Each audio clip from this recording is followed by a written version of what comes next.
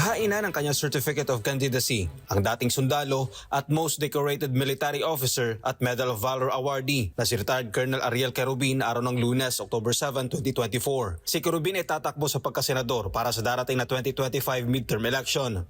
Ako po si Ariel Querubin, ama, asawa, sundalo, Pilipino.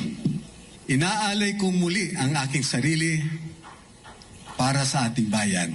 Sakaling manalo sa pagkasenador, magiging prioridad nito na mabigyan ng solusyon ang kahirapan at kalidad na edukasyon, lalo na sa mga ipinanganak na panganay sa pamilya.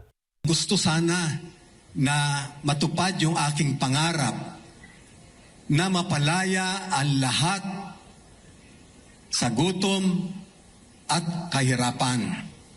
Pangalawa,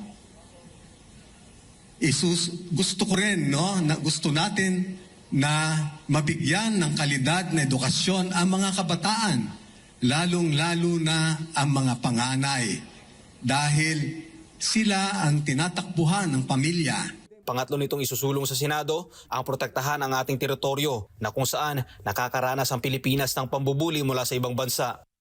Bilang isang retiradong Marines, hindi natin kaya na nakaupo, nanonood na lang tayo habang paulit-ulit nila tayong inaapi sa West Philippine Sea. Hindi ito ang unang pagkakataon na tumako para sa Senado ang dating Marines. Ngayon ay umaasa itong bibigyan siya ng mga Pilipino ng pagkakataon na patunayan ang kalidad ng kanyang serbisyo para sa Diyos sa Pilipinas.